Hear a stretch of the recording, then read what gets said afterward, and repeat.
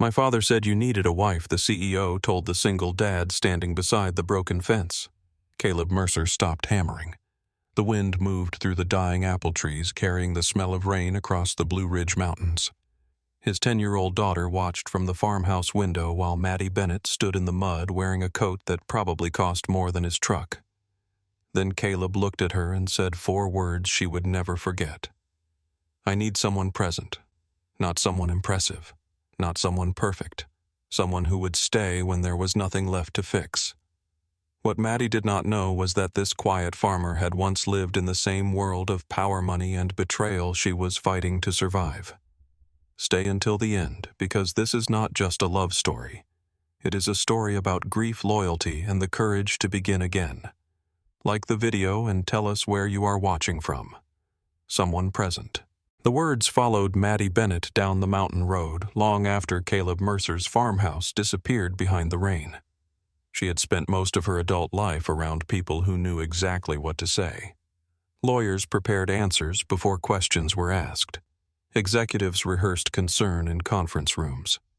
Board members found polished language for decisions that would ruin the lives of people they would never meet. Caleb had not polished anything. He had looked at her as if she had asked the wrong question, then given her the only answer he had. Someone present. 11 months earlier, Caleb had arrived at the orchard with everything he intended to keep packed into the back of a faded Ford truck. It was a Thursday afternoon in late November. The sky above the Blue Ridge Mountains had turned the color of cold steel, and the first thin snow of the season moved across the road in dry white streaks. Sophie slept in the passenger seat with her forehead against the window. She was 9 then, small for her age, wrapped in one of Caleb's old sweatshirts because she had refused to wear the new winter coat he bought her. The coat reminded her of the hospital. She had worn it the last time she saw her mother awake. Caleb had stopped asking her to put it on. He turned from the county road onto a gravel lane half hidden beneath fallen leaves. Branches scraped the truck doors.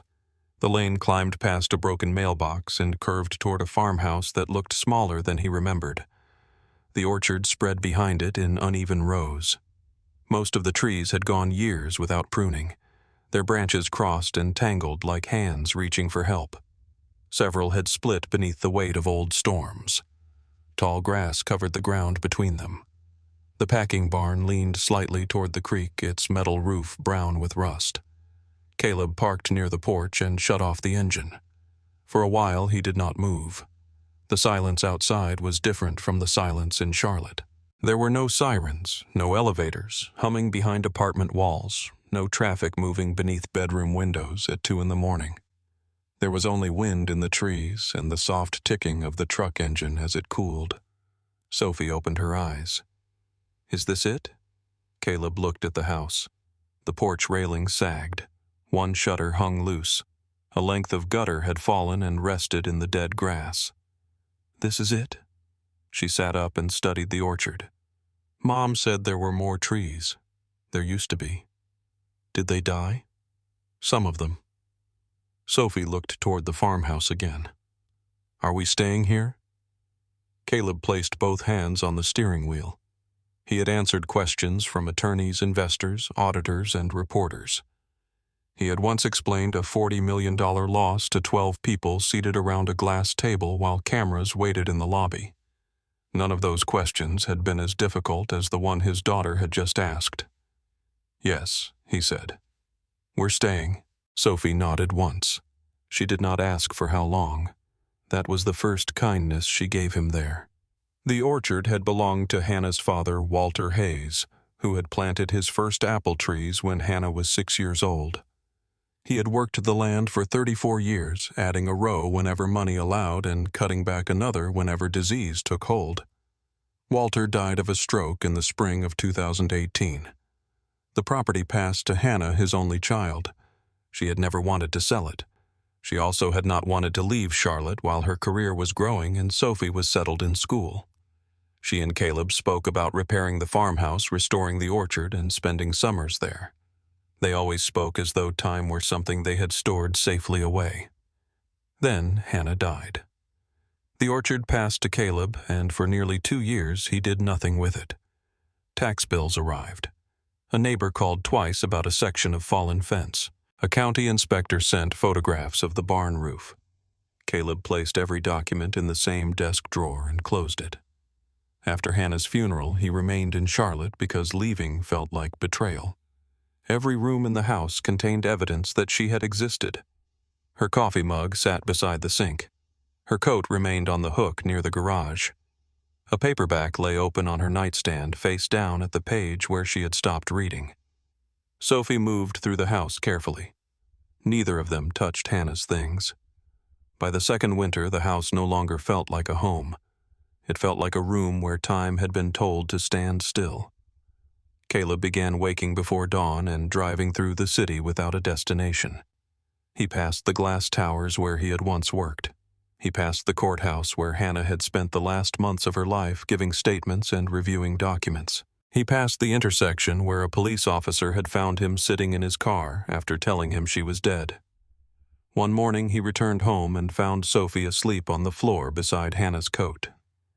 That afternoon he opened the desk drawer and took out the orchard photographs. 3 weeks later, they left Charlotte. The farmhouse was colder inside than outside.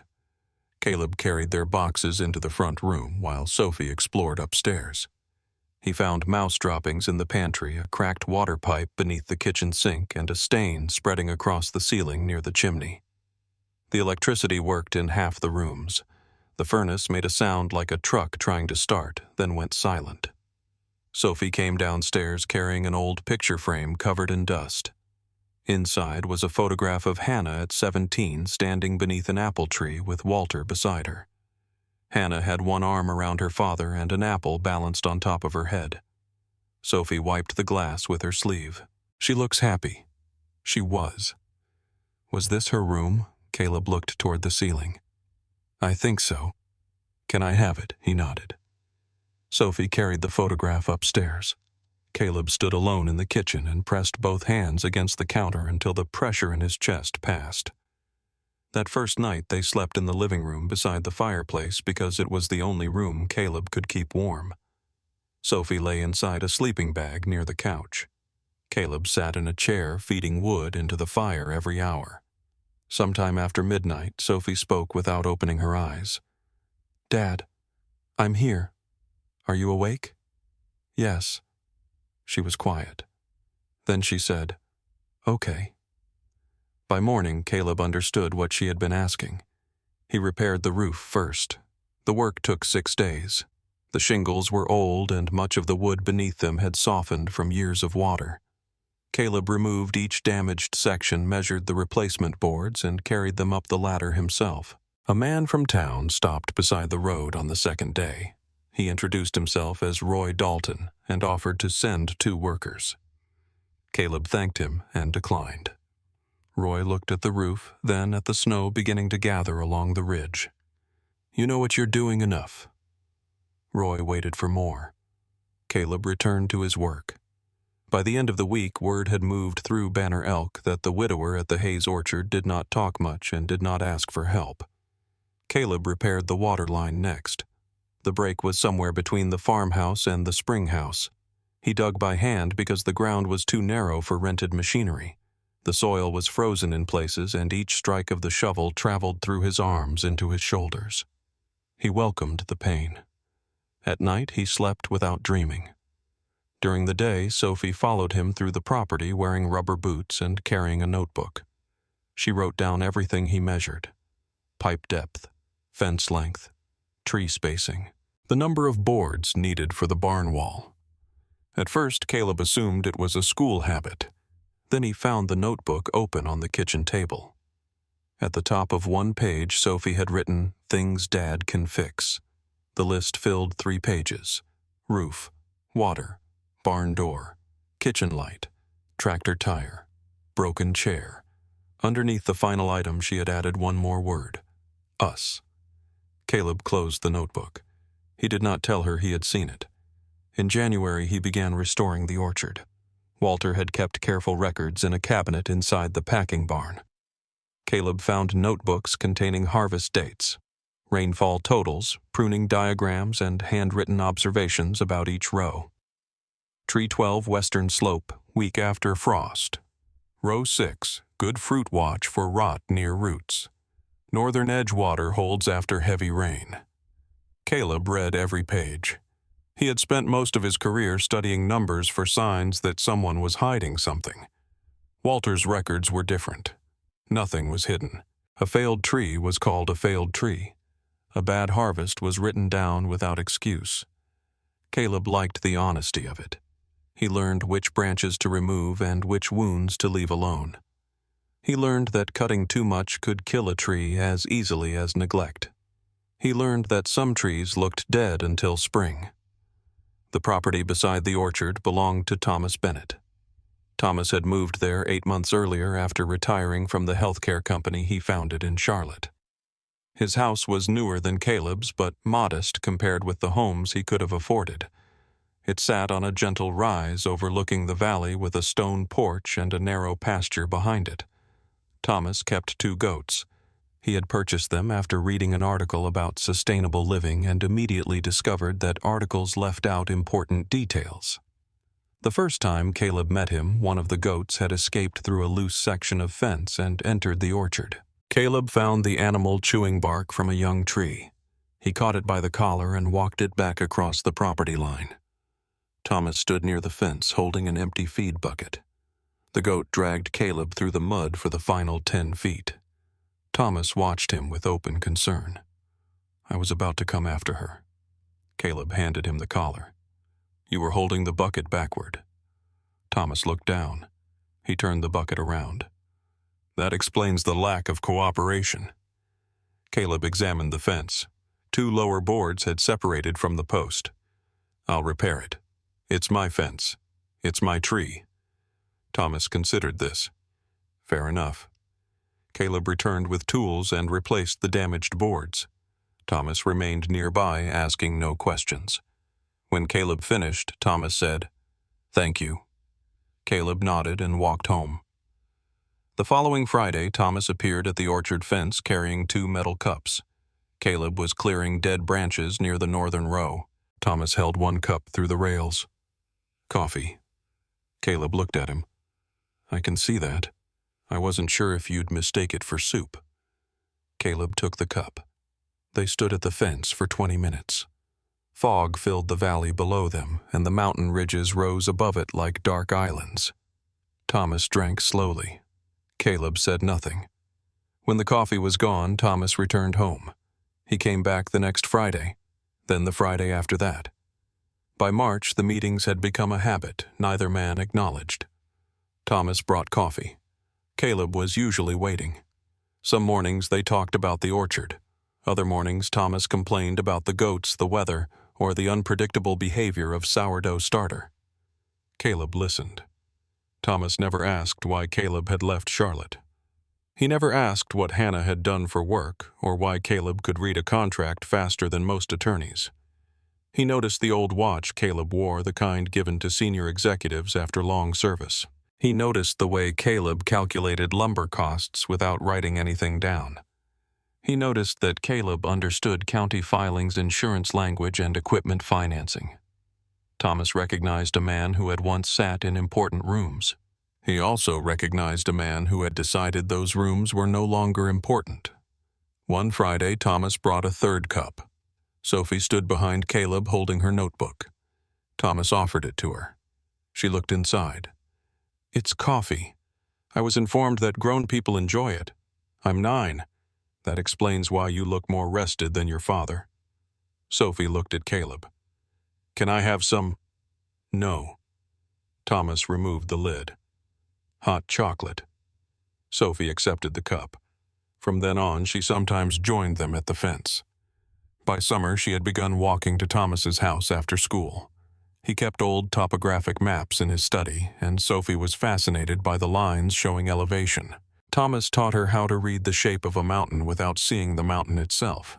She taught him which grasses the goats would eat and which they would avoid. Thomas called her Professor Mercer. Sophie called him Mr. Bennett until one afternoon when he fell asleep in his chair while she was explaining watershed systems. After that, she called him Grandpa Tom. Caleb did not object. In Charlotte, Madeline Bennett's mornings began before the sun reached the windows of her apartment. At 5:15, her alarm sounded. At 5:20, she was reading overnight reports. At 5:40, she was on a treadmill with a headset in one ear and quarterly revenue figures on a tablet in front of her. By 7, a driver was taking her toward the Bennett Family Health Network offices. The company occupied 6 floors of a glass building near the center of Charlotte. 16 clinics operated under its name. 14 were profitable. 2 served communities where profit had never been the primary purpose. Maddie knew the patient numbers, staffing levels, insurance mix, and operating costs of every location. She knew which clinic had a nurse leaving for maternity leave, which director had requested new imaging equipment, and which county had experienced a rise in untreated diabetes. She knew almost everything that could be placed inside a report. She knew less about the people who handed her those reports. Meetings filled her calendar in 30-minute blocks. Employees entered her office prepared. They sat straight, spoke quickly, and avoided uncertainty. Maddie had built that environment without intending to. She rewarded clarity. Over time, people learned to hide anything that was not clear. Her father had founded the company with 1 clinic and a converted pharmacy outside Greensboro. He had treated patients during the day and completed billing paperwork at night. Maddie grew up folding appointment cards at the reception desk. She knew the company before she understood what a company was. When Thomas retired, he named her as his preferred successor. The board approved the decision, though several members described it publicly as a continuation of family leadership. Maddie heard what they did not say. She spent her first year as CEO proving she had earned a position everyone assumed she had inherited. Grant Holloway made that effort easier and harder at the same time. Grant was the company's chief operating officer. He had joined the board 3 years before Thomas retired and understood institutional politics better than anyone Maddie knew. He was calm in meetings, generous with praise, and skilled at making his own conclusions sound like the natural result of everyone else's discussion. During Maddie's first months as CEO, he positioned himself as her ally. He handled difficult directors. He defended her staffing decisions. I explained which people could be trusted and which required careful management. Then he began speaking about scale. The company had reached the limit of regional growth, he said. Healthcare was consolidating. Independent networks would eventually be absorbed or pushed aside. Bennett Family Health needed a national partner. Apex Meridian Health had already expressed interest. At first, Maddie agreed to hear the proposal. Grant returned with a valuation of $410 million. The number impressed the board. The details troubled Maddie. Apex Meridian would take controlling interest within 18 months. Maddie would remain CEO for 3 years, though major decisions would require approval from a national committee. Several rural clinics would be reviewed for consolidation. Grant described the arrangement as expansion without abandonment. Maddie read the operating language twice. It sounded like surrender written by people who knew surrender was difficult to sell. One evening, Grant stood in her office overlooking the city. Lights filled the buildings below. "You are thinking emotionally," he said. Maddie closed the proposal. "My father built clinics in counties other companies ignored, and that was admirable when the company was small. It is still admirable. It is expensive." She looked at him. "So is trust." Grant smiled as though she had made his point. "Trust does not appear on a balance sheet. Neither does the cost of losing it."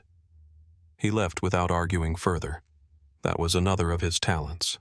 He knew when to let doubt continue working after he was gone. Maddie visited Thomas once a month. She usually arrived on Saturday afternoon, stayed 2 nights, and returned to Charlotte before dawn on Monday. During those visits, she answered emails at the kitchen table, took calls on the porch, and reviewed board packets while Thomas prepared dinner. He rarely criticized her schedule. He simply watched. One evening in early October, Maddie stood on his porch with her phone pressed to her ear while the sun lowered behind the mountains. The valley turned gold. A line of clouds gathered above the ridge. Thomas sat nearby with 2 cups of tea. By the time Maddie ended the call, the color had faded from the sky. "You missed it," he said. "Missed what he looked toward the mountains." She followed his gaze. The light was gone. I've seen sunsets. That one had not seen you. Maddie sat across from him. You moved here to become philosophical. I moved here because people in Charlotte kept asking me to attend breakfast meetings. That seems extreme. It was self-defense. She picked up the tea. Across the field, Caleb was repairing a section of orchard fence. Sophie stood beside him holding a flashlight as evening settled around them. Maddie had seen him before. A tall man in work clothes. Quiet. Methodical. Her father had mentioned him several times. The widower next door. The man restoring the old Hayes orchard.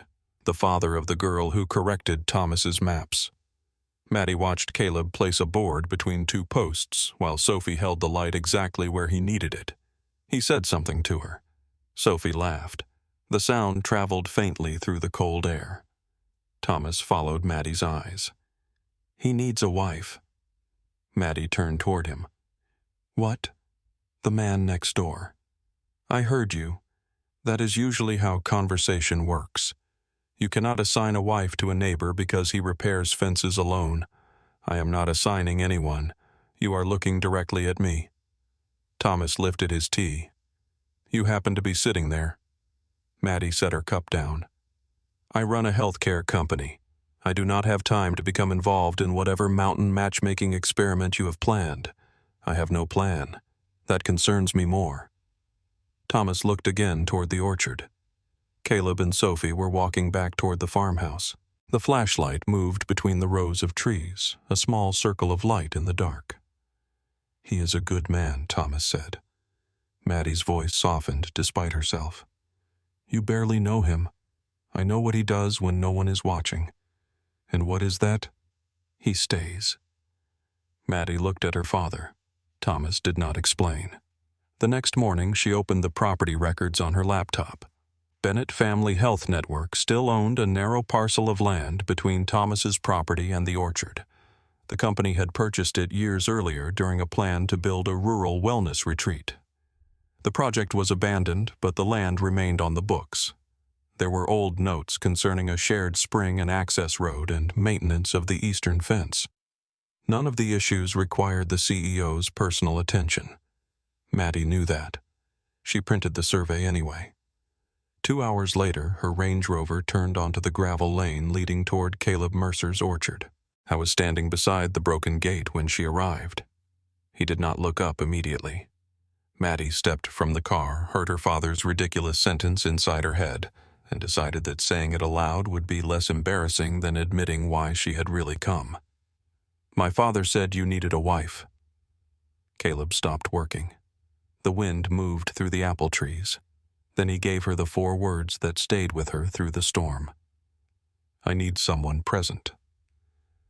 By the time Maddie returned to Charlotte, the printed survey lay untouched on the passenger seat. At the orchard, Caleb stood at the kitchen window watching the last red light of her vehicle disappear through the trees. Sophie sat at the table behind him with her science book open. Is she coming back? Caleb turned. I don't know. Sophie studied his face. You looked at the road for a long time. I was checking the weather. Sophie glanced toward the clear evening sky. Then she lowered her eyes to the page and continued reading.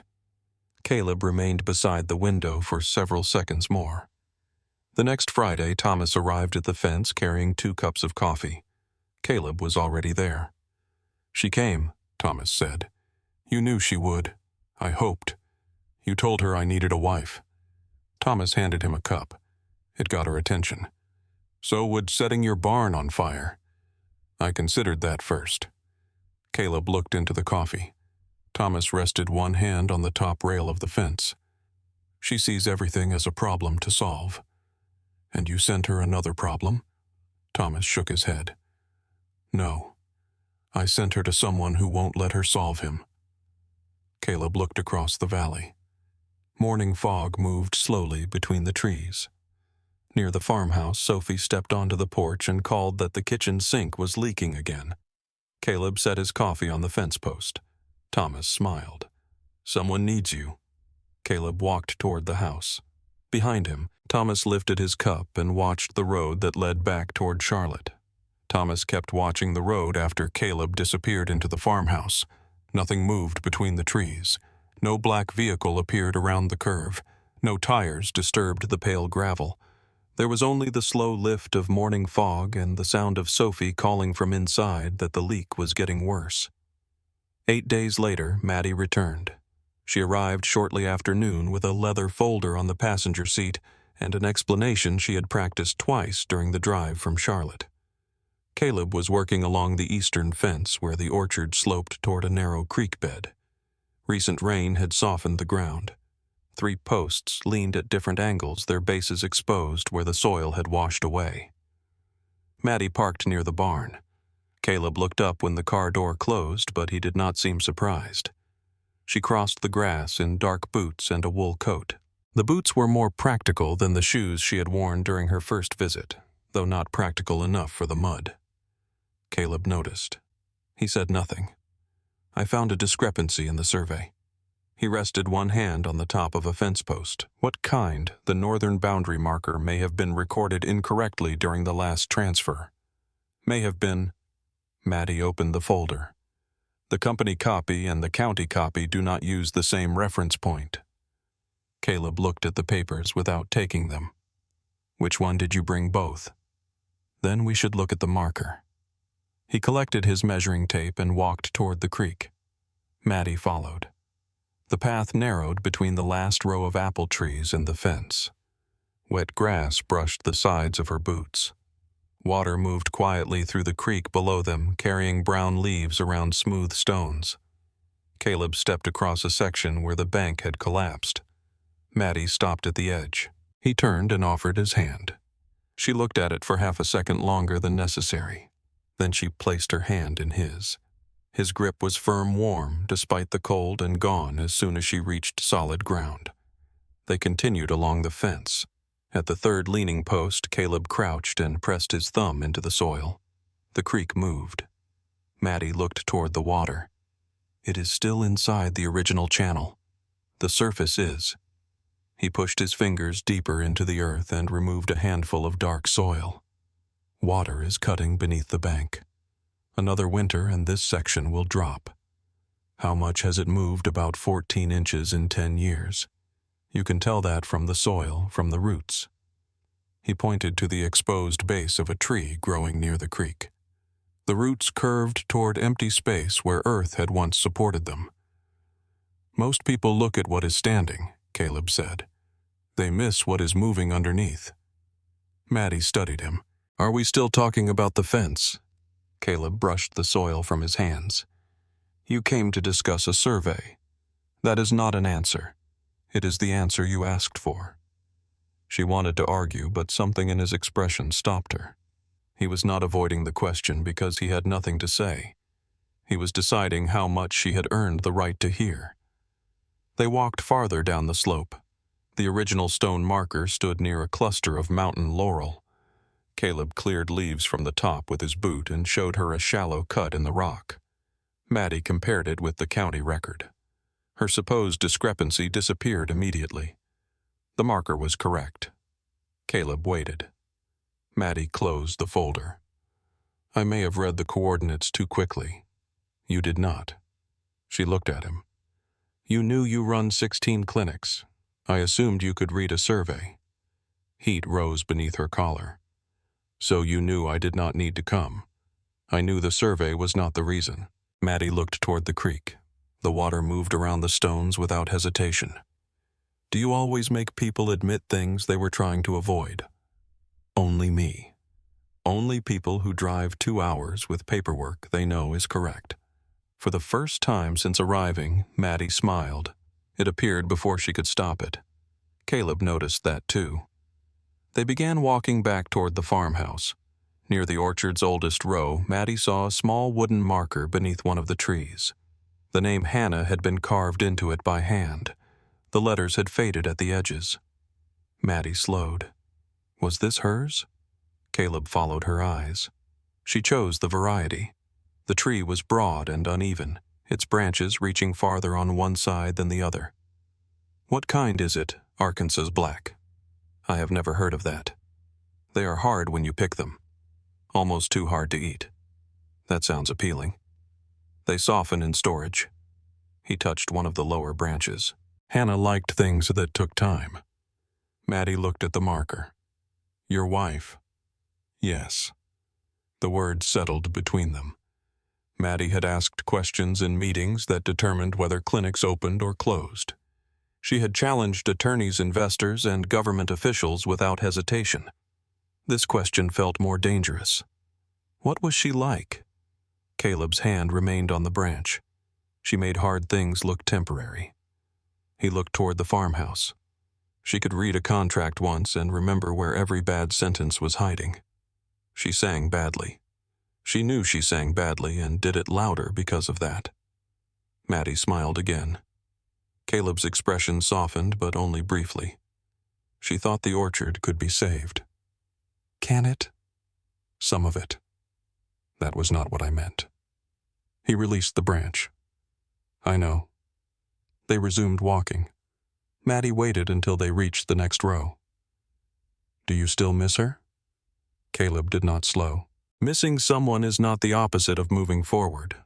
The answer carried no anger. That made it heavier. Maddie looked away. She had expected grief to appear as a wound that could be identified and handled carefully. Caleb carried it more like weather. It was everywhere around him, shaping the ground, changing what could grow, but no longer requiring him to name it each time it passed through. The farmhouse door opened. Sophie stepped onto the porch carrying a plate covered with a dish towel. She wore rubber boots and an oversized green sweater. Her hair had been gathered into a loose braid that was already coming apart. She saw Maddie and stopped. For 3 quiet seconds, she studied her. Then she walked across the yard. I made lunch. Caleb lifted the towel. 3 grilled cheese sandwiches sat on the plate. One of those is darker than the others, he said. That one is yours. Why, you will eat it anyway. Sophie held the plate toward Maddie. Dad said you probably skipped lunch. Maddie looked at Caleb. You said that no. Sophie glanced at Maddie's boots. Her shoes said it. Caleb took the burned sandwich. Maddie accepted another. They sat on the porch steps while Sophie balanced the plate on her knees. For several minutes they ate without speaking. The quiet did not feel uncomfortable. Maddie had spent years believing silence meant a conversation had failed. At the orchard, silence seemed to be something people were allowed to share. Sophie finished first. She opened a notebook beside her and began drawing a series of pipes beneath a hillside. What is that? Maddie asked. A gravity water system. For school? Sophie nodded. The assignment is to design something that works without electricity. Maddie pointed to one of the lines. You may need a pressure regulator there. Sophie looked at her. You know about water systems. We have engineers who design them for rural clinics. I could talk to one, I could arrange that. Sophie considered the offer. Dad can explain it. The words were not rude. They were a boundary. Caleb looked at his daughter, but he did not correct her. Maddie nodded. I am sure he can. Sophie returned to the drawing. After a moment, she added, Maybe your engineer could look at it after Dad does. Maddie understood the concession for what it was. I think that would be fair. Sophie drew another line. Caleb took the empty plate and stood. Your father tried to make cheese again. Maddie looked toward Thomas's property. Should I be concerned? Sophie says the goats are innocent. They are, Sophie said. Grandpa Tom is the problem. Maddie turned toward her. Grandpa Tom. Sophie continued drawing. He said I could call him that if I helped him with the salt. Caleb opened the farmhouse door. Maddie watched him carry the plate inside. She could picture Thomas negotiating the title with the seriousness of a board contract. The thought warmed something in her that had been cold for a long time. When Maddie returned to Charlotte that evening, Grant Holloway was standing alone in her office. He faced the windows with his hands in his pockets, looking down at the traffic moving through the city. Maddie placed her bag on the desk. Were we scheduled to meet? Grant turned. No. Then why are you in my office? The Apex Meridian team requested another meeting. They have already made their offer. They are prepared to improve the transition package. For whom Grant smiled faintly. For the company. That was not my question. He walked toward the desk. They are concerned that you have not engaged seriously with the proposal. I read every page. Reading is not engagement. What would you call engagement? Recognizing the direction of the market. Maddie removed her coat. Closing rural clinics is not a direction. It is a decision. Every growing company makes difficult decisions. Growth and size are not the same thing. Grant's smile disappeared. He noticed mud along the edge of her boots. You were in Banner Elk. My father lives there. You have visited twice in 8 days. Maddie looked at him. How do you know how often I visit my father? Grant did not answer immediately. The pause was small. It was also enough. The land parcel is a company asset, he said. I monitor company assets. You monitor my car, I monitor risk. Maddie stepped closer to the desk. Is there a risk in Banner Elk that depends on what you are looking for? She held his gaze. Grant picked up the Apex Meridian folder. The board meeting is Wednesday. They expect a recommendation. He left the office. Maddie watched the door close. Then she looked down at the mud on her boots. Across town, Grant entered the back seat of a waiting sedan and called a private research firm.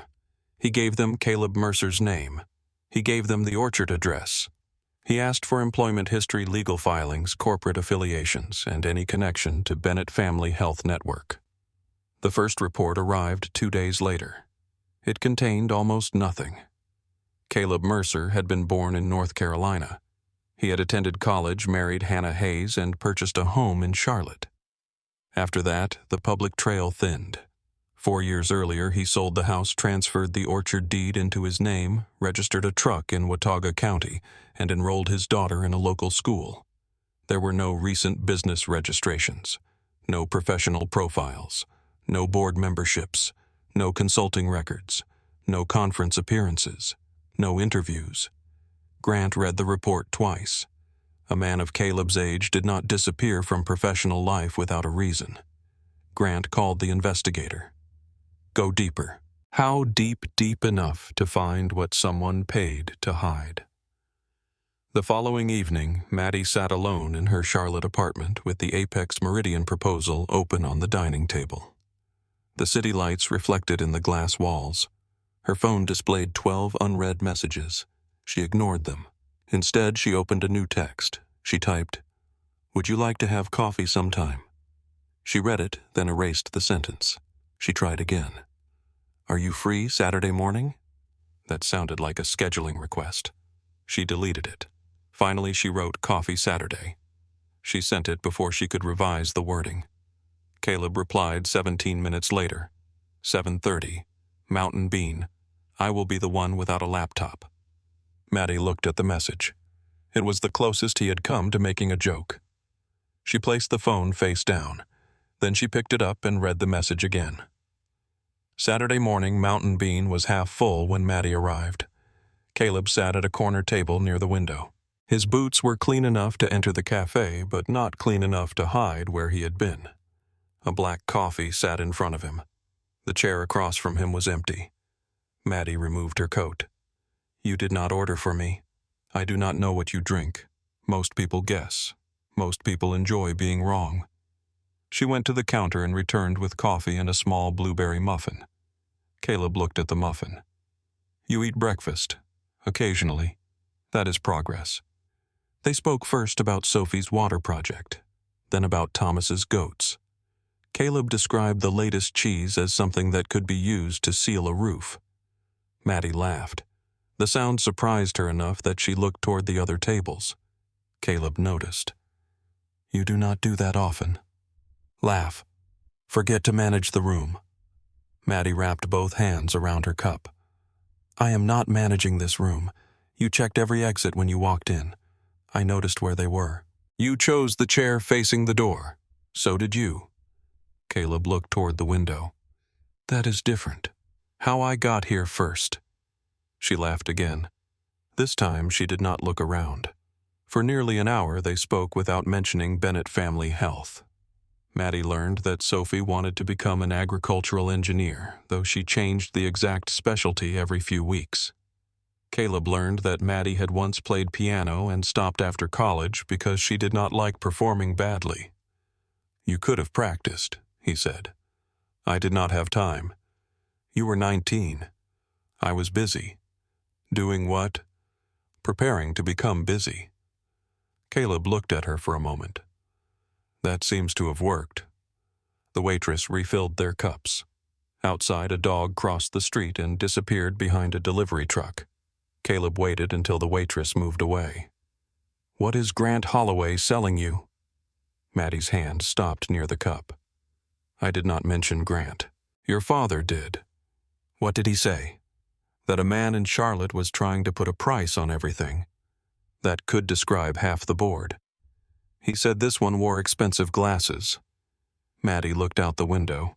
The humor left the space between them. "Apex Meridian wants controlling interest." Caleb said nothing. "They value the company at $410 million.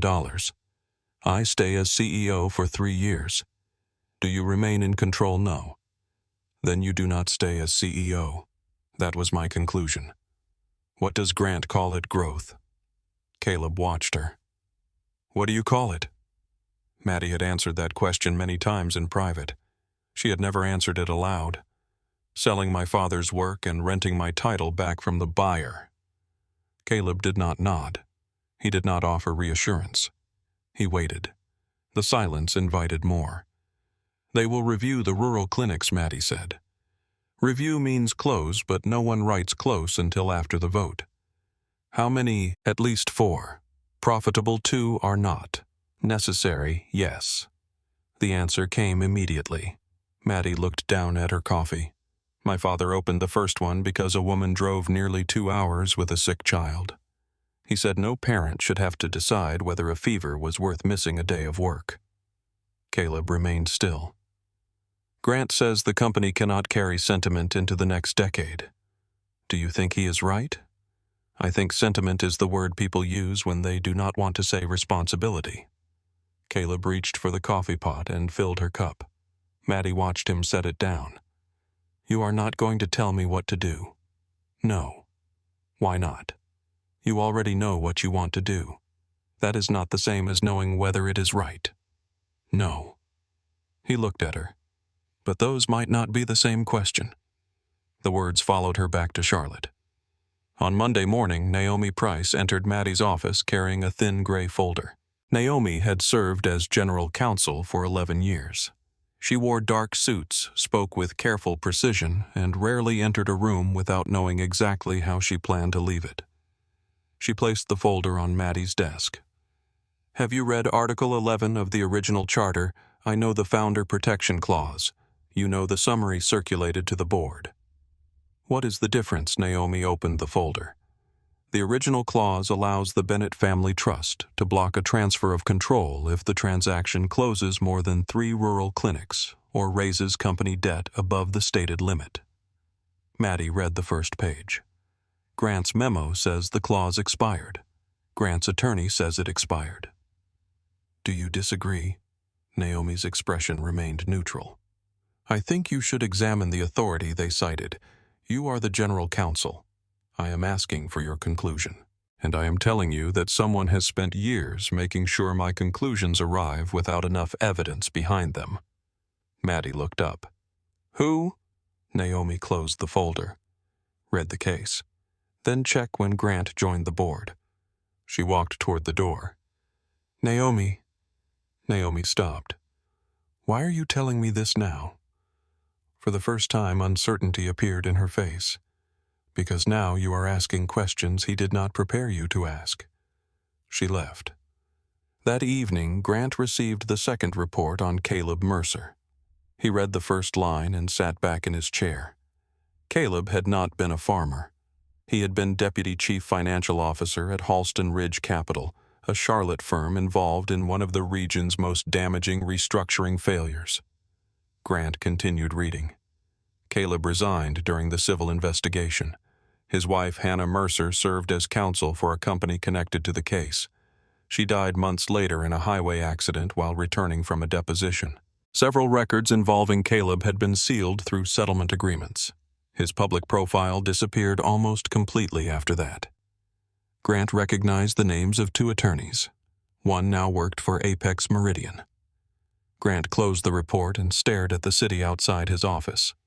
A man like Caleb Mercer did not study a property survey for entertainment. He studied documents because he knew where people hid knives inside ordinary language. Grant called his attorney. "Send the charter memo to the full board tonight. We were waiting until Wednesday. We are not waiting." At the orchard, Caleb sat alone at the kitchen table after Sophie went to bed. A notebook lay open before him. He had written the details Maddie mentioned during coffee. Apex Meridian, controlling interest, 3-year retention, rural clinic review, founder protection clause, Grant Holloway. Caleb stared at the final name. Then he opened a drawer and removed an old phone. Only 6 numbers remained stored inside it. He selected one with a Charlotte area code. The call rang 4 times. A man answered. "I wondered how long you would stay gone." Caleb looked toward the dark window above the sink. "I am not coming back." "Then why are you calling?" "Because someone is using the Halston Ridge playbook again." The man became silent. Caleb explained the charter language and the legal case Grant's attorney had cited. Keys moved rapidly on the other end of the line. Several minutes passed. Then the man spoke. The decision was reversed in 2017. Published no. The appellate court issued an unpublished opinion, but it destroyed the original interpretation. Would Grant's attorney know? He would have to know to cite the first case correctly. Caleb closed his eyes. The farmhouse was quiet. Upstairs, a floorboard creaked as Sophie turned in bed. "Who is the client?" the attorney asked. Caleb looked at the notes on the table. "She is not a client. Are you going to tell her who you are? Not tonight." Caleb ended the call. He remained at the table with the old phone in his hand. Outside wind moved through the orchard, bending branches that appeared still from the road. Beneath the eastern fence, water continued cutting through the soil. No one standing on the road could see it. The posts still appeared upright from a distance. The grass still covered the bank. The creek still followed what looked like the same narrow path it had followed for years. Only someone willing to kneel in the mud would notice that the ground had begun to disappear. On Friday afternoon, Maddie drove to Banner Elk without telling Thomas she was coming. The gray folder Naomi had given her rested on the passenger seat. Grant's legal memo lay inside it along with a copy of Article 11 and the lower court decision his attorney claimed had caused the protection clause to expire. Maddie had read every page. She understood the words. She did not trust the way they had been arranged. Before turning toward her father's property, she stopped at the small farmers market near the center of town. Vendors were closing their tables beneath a cold sky. Wooden crates scraped across the pavement. A woman folded a canvas awning while her husband loaded pumpkins into the back of a truck. Maddie walked toward a table covered with late-season apples. She picked up a red one and turned it in her hand. "Those are not very good." The voice came from beside her. Sophie stood there wearing a knitted cap and carrying a cloth grocery bag. Maddie placed the apple back. "That is a serious accusation. They store them too warm." Sophie pointed toward the stem. "The skin wrinkles here first." Maddie examined it. "You can tell that by looking. I can tell because Dad showed me." Sophie moved to the next table where smaller apples sat inside green baskets. "These are better." Maddie followed her. The vendor smiled at Sophie. "Your father sent you to inspect my inventory again. He said I could choose. That is not what I asked." Sophie picked up an apple and studied the color. Maddie bought a bag. Sophie watched the vendor count the change.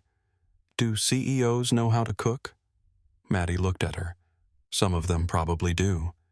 "Do you—" "I know how to make reservations. That is not cooking. I have received similar criticism."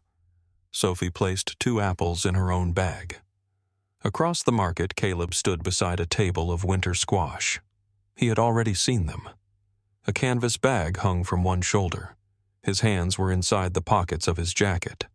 He did not call Sophie or move toward them. He watched his daughter speak comfortably with Maddie, then waited until Sophie lifted one hand and waved. Only then did he cross the market. "You found the good apples," he said. Sophie prevented a serious mistake. Caleb looked into Maddie's bag. "She takes quality control personally. You should listen to her." "I do." The answer was simple. Maddie believed him. They walked toward the parking area together. Sophie moved between them, talking about an irrigation design she had changed after discovering that her original pipe angle would not create enough pressure. At Caleb's truck, she placed her bag in the back seat. Then she turned toward Maddie. "Are you visiting Grandpa Tom?" "Yes." Sophie waited. Maddie recognized that the answer had not satisfied her. "And I wanted to speak with your father." Sophie looked at Caleb. "About the company." Maddie glanced at the gray folder visible through the window of her Range Rover. "Partly." Sophie pushed her hands into her coat pockets. "People come here when they need Dad to fix something."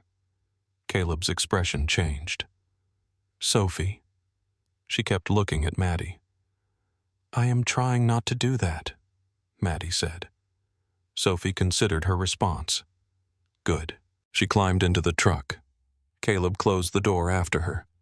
Maddie stood beside him in the cold. "She does not trust me. She does not know you. That is not the same thing." "No." Caleb looked through the window at Sophie fastening her seatbelt. "But it is close enough for now." Maddie followed them to the orchard. Thomas was not home. A note on his door said he had gone into town to purchase supplies for another cheese experiment. Caleb read it and shook his head.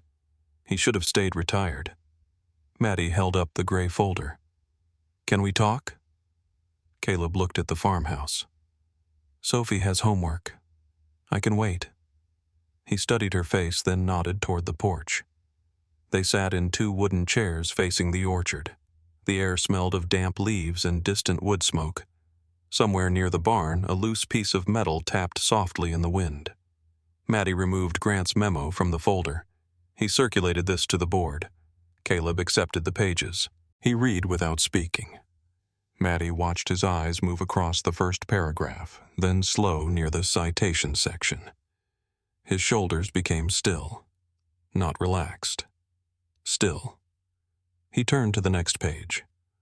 "What does the clause do?" he asked. "The family trust can block any sale that transfers control, closes more than 3 rural clinics, or raises debt beyond the charter limit. Was it renewed?" "In 2018. Grant says the renewal was invalid because the clause was not activated within 20 years. Caleb tapped the lower court citation with one finger. "Who wrote this outside counsel? For Grant, for the company? Those are not always the same thing." He read the final page again. Maddie waited. "What do you see?" Caleb placed the document on his knee. "A pattern." "What kind?" "The kind that works when everyone is tired." He pointed to the opening section. "They begin with urgency. The company must act now or lose value." His finger moved lower. "Then they narrow the question. They do not ask whether the clause is valid.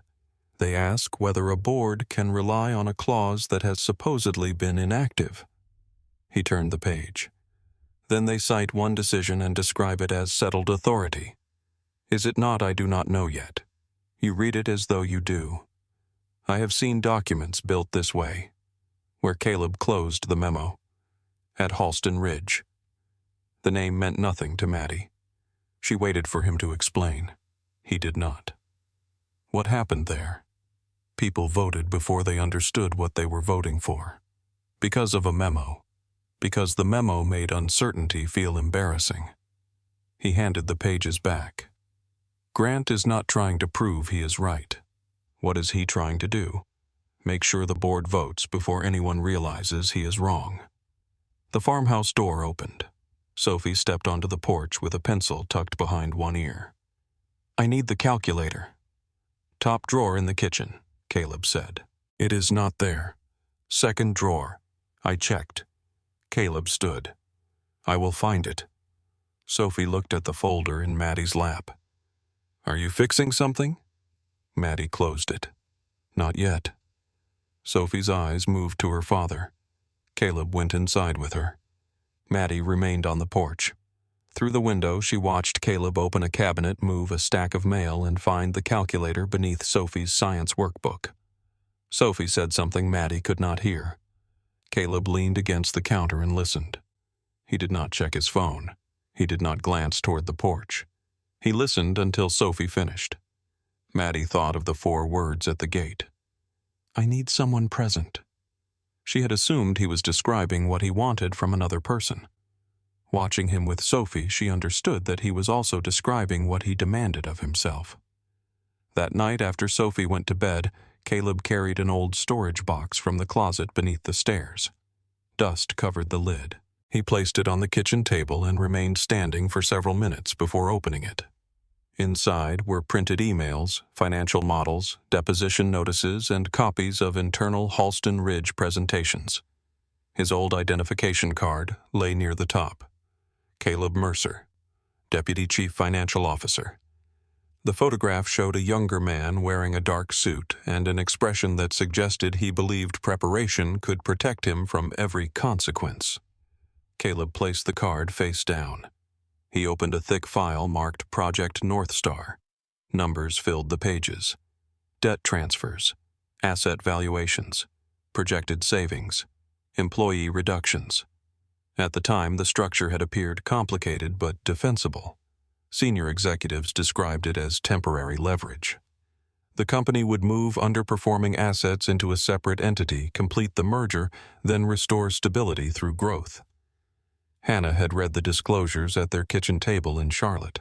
She had circled 3 sentences in red ink. This does not say what they keep claiming it says. Caleb had loosened his tie and poured a glass of water. It was reviewed by outside counsel. I am outside counsel, not for Halston Ridge. That does not change the language. He had been tired. The transaction had occupied every hour of his life for 6 months. The board expected approval. Investors had already been briefed. Hundreds of employees believed the merger would protect their jobs. Caleb looked at the red circles. What are you asking me to do? Slow it down. That could destroy the deal. Then maybe the deal cannot survive being understood. He remembered becoming angry, not because Hannah was wrong, because she was asking him to admit that the people above him might be lying. Caleb took the concerns to his superior the next morning. The chief financial officer closed the office door and spoke patiently. The language was standard. The risks were disclosed. The lawyers had approved it. Caleb was too close to the details and had lost perspective. The company needed leaders who could distinguish theoretical concerns from material ones. Caleb returned to his office. He signed the recommendation that afternoon.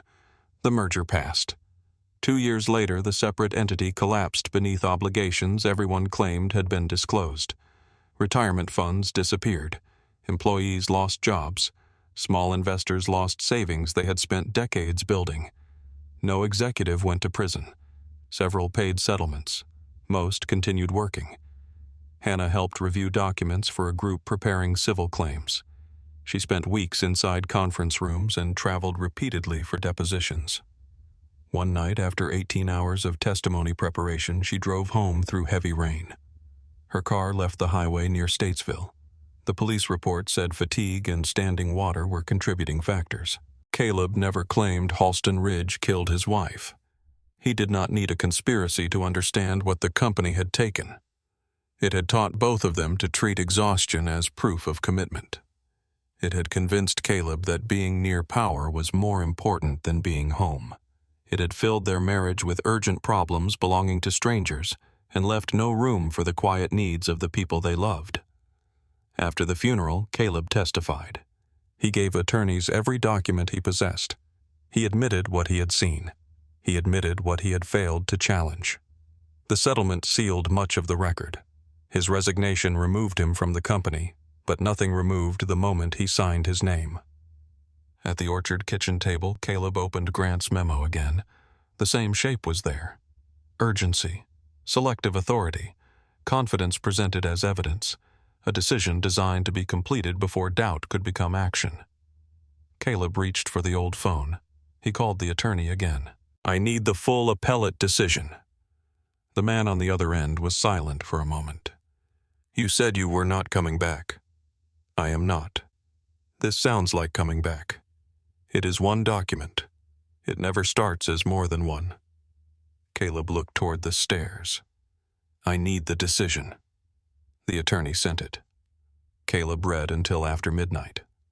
The appellate court had reversed the lower ruling because the protection provision had been renewed through a valid annual filing. The court rejected the argument that silence in board minutes caused the clause to expire. Grant's memo did not merely overlook the reversal. It used language from the original decision that the appellate court had specifically rejected. Caleb began writing. He wrote by hand because the old laptop contained records he did not want connected to Bennett Family Health. The analysis covered 3 pages. First, he explained the clause in plain language.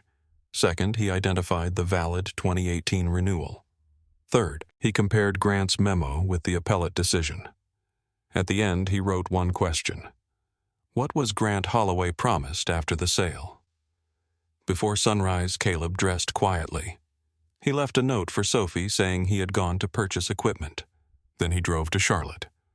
The city appeared through the morning haze as a wall of glass and steel. Traffic thickened near the center. Caleb's hands tightened around the steering wheel. He passed the building where Halston Ridge once kept its offices. The name had been removed years earlier, but he still knew which windows had belonged to the finance floor. He did not look up again. At 7:40, he entered the lobby of Bennett Family Health Network. The security guard asked for his name. Caleb placed the envelope on the desk. "This is for Madeline Bennett. Do you have an appointment? No. Who should I say it is from? No one." He left before the guard could ask another question. Maddie received the envelope at 8:20. She recognized Caleb's handwriting immediately. The same careful letters appeared on the property map he had given her. She closed her office door. The first page explained Article 11 more clearly than Grant's entire memorandum. The protection clause remained valid. The 2018 renewal satisfied the filing requirement. The case Grant cited had been reversed. The final question appeared alone at the bottom. What was Grant Holloway promised after the sale? Maddie read the analysis twice. Then she called Naomi. Naomi entered carrying no folder this time. Maddie handed her the pages. "Verify everything." Naomi read the first paragraph. "Where did you get this? Does that matter? It may. Verify it first." Naomi took the analysis and left. Within an hour, she returned with the appellate decision. "He is right." Maddie looked at the document. Grant's lawyer missed this. Naomi's expression hardened. "No. How can you know?" The language in Grant's memo comes from the lower court opinion. The appellate court quoted the same language before rejecting it, so they read both. "Yes." Maddie stood. "When did Grant join the board?" "February 2019. 8 months after Thomas renewed the protection clause. Grant had joined knowing it existed. He had built the acquisition around the belief that Maddie would never find it, or that she would doubt herself long enough for the board to vote. Naomi placed another file on the desk. "I found something else." The file contained minutes from an internal leadership meeting held in 2021 before Maddie became CEO. In the 5th paragraph, Grant recommended that the incoming chief executive not receive a separate briefing on Article 11. The explanation read, "Discussion of dormant founder protections may create unnecessary emotional resistance to future strategic transactions." 3 board members had signed the recommendation. Maddie read the sentence twice. "He called it dormant. He wanted everyone else to call it dormant. Why did you not show me this before?" Naomi looked toward the closed office door. "Because until this morning I could prove that Grant wanted the clause ignored. I could not prove that he knew the legal argument was false." "You have suspected him for years." "Yes. And you waited." "I documented." That is not the same thing. No. For the first time, Naomi's voice carried anger. But I watched Grant remove 2 compliance directors, replace outside counsel, and persuade the board that every objection was resistance to growth. She touched the file. I needed something he could not explain away as professional disagreement. Maddie looked at the signatures. Now you have it. Naomi hesitated. There is more. She placed a draft employment agreement beside the minutes. Apex Meridian had offered Grant a $7 million transaction bonus and the title of regional president after the acquisition. The agreement also limited review of discretionary accounts created before the closing date. Maddie read the clause again. Grant had controlled several such accounts for 6 years. The sale would not only reward him, it would protect him. At 4 that afternoon, Maddie entered Grant's office without knocking. He was seated behind his desk. She placed the appellate decision in front of him. The case was reversed. Grant glanced at the first page. An unpublished decision does not alter the commercial reality. It alters the legal conclusion in your memo. The memo explains the relevant interpretation. It quotes language the appellate court rejected. Grant leaned back. Who gave you this? Maddie said nothing. His eyes narrowed. The farmer. He gave me a citation. My legal team verified it. You are making board decisions based on advice from a man who prunes apple trees. No. She placed the 2021 minutes on top of the appellate decision. I am making them based on a document you concealed from the incoming CEO. Grant looked at the signatures. His face remained controlled, but one hand closed around the arm of his chair. You do not understand the market pressure this company faces. I understand what Apex Meridian promised you. Maddie placed the employment agreement beside the other documents. The room became quiet. Grant looked at her for several seconds. Then he smiled. It was not the warm expression he used in meetings. You should ask Caleb Mercer what happened the last time he decided he understood a corporate transaction better than everyone around him. Maddie's breath slowed. Grant watched recognition fail to appear. You do not know. Know what your farmer was Deputy Chief Financial Officer at Halston Ridge Capital. He saw the name meant nothing to her. He signed the recommendation that helped move one of the worst restructuring failures in this state. Maddie did not move. His company paid millions to settle the claims. His wife helped build the case against them. Grant leaned forward. Ask him why she died before the depositions ended. Maddie picked up the documents. If you had evidence against him, you would have used it already. I do not need evidence. Grant looked at the envelope in her hand. I only need you to wonder whether the man advising you knows the difference between saving a company and destroying one. Maddie left his office. At 6:15, she was driving west. The city disappeared behind her. The highway narrowed as the land began to rise. Light faded from the sky. Blue ridges turned black against the horizon. She did not call Thomas. She did not call Caleb. By the time she reached the orchard, only one lamp remained on inside the farmhouse. Caleb sat on the porch steps. He was not reading. He was not waiting. He was simply sitting in the dark, with his forearms resting on his knees. Maddie crossed the yard. He looked at her face, then at the papers in her hand. Grant told you. Who are you? The same man you met at the fence. That is not an answer. It was the only answer I wanted to matter. She placed the investigator's report on the step beside him. Caleb stared at his old title. The porch lamp hummed above them. Finally, he said, I was Deputy Chief Financial Officer at Halston Ridge. He told her about Project North Star. He told her about the disclosures Hannah questioned. He told her that he carried the concerns to his superior and accepted the explanation because challenging it would have endangered the transaction and his career. He told her he signed. He told her what happened when the structure collapsed. Maddie remained standing until he spoke about Hannah. Then she sat on the lower step, not touching him, not interrupting. She was driving home from a deposition, Caleb said. She had worked almost 20 hours. His voice remained level. That made every word harder to hear. I spent years telling myself the company did not cause the accident. Maddie looked toward the dark orchard. Did it? No. He rubbed his palms together. But we let that work take every hour we had. We kept calling it temporary. We kept saying life would begin again after the case, after the filing, after the next deadline. He looked toward Sophie's upstairs window. I left Charlotte because I did not want her growing up beside a father who was always solving someone else's emergency. You helped me. I gave you a case citation. You drove 4 hours to leave it on my desk. I knew what Grant was doing, and you could not watch it happen again. Caleb looked at her. I already watched once. The silence between them widened. Maddie held the 2021 minutes in her lap. The board meets Thursday. Caleb said nothing. I want you there. His expression closed. You do not need me there. You understand the structure better than anyone. I gave you what you needed. You could explain the pattern. You could tell them what happens when people vote before they understand the documents. Caleb stood. Maddie rose with him. I am not asking you to return to that life.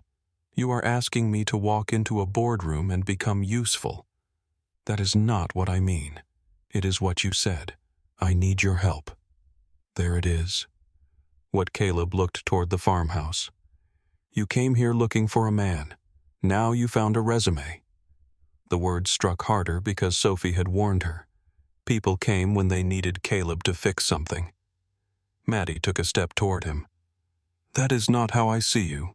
Then do not ask me to prove what I was. He opened the screen door. Maddie remained on the porch. Caleb looked back once. Sophie does not need a father who is important. His voice softened. She needs one who is here. The door closed behind him. Maddie stood alone beneath the porch light, holding the evidence that could save her company and the knowledge that she had reached for Caleb's past before earning a place in his present. Maddie drove back to Charlotte with Caleb's last words beside her. She had reached for his past before earning a place in his present. The truth of it followed her through the dark. She had told herself that asking Caleb to attend the board meeting was practical. He understood the pattern. He knew how Grant had built the legal argument. He could have entered the room, explained what the others had missed, and ended the discussion in minutes. That was how Maddie had always survived. Find the person with the right answer. Place them in the right room. Move the problem toward a decision. Caleb had refused to become another solution she could schedule. By the time the lights of Charlotte appeared ahead of her, Maddie understood that saving the company and repairing what she had damaged with Caleb would require two different kinds of courage. She could not borrow either one from him. Naomi was still in the office when Maddie arrived shortly after midnight. The legal department occupied the floor beneath the executive offices. Most of the lights were off, but a narrow line shone beneath Naomi's door. Maddie knocked once and entered. Naomi sat at a conference table surrounded by files. Her jacket hung over the back of a chair. Reading glasses rested low on her nose. A cup of coffee had gone cold near her right hand. She looked at Maddie's face. He is not coming.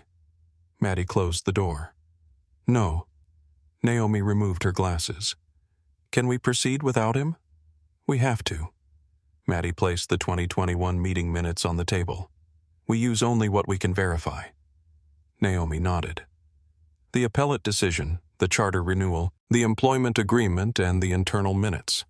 The discretionary accounts, I have requested the records. Will Grant know? He will know by morning. Maddie pulled out a chair. Then we finish before morning. They worked until the sky began to lighten beyond the windows. Naomi traced the legal history of Article 11 from the original charter through Thomas's 2018 renewal.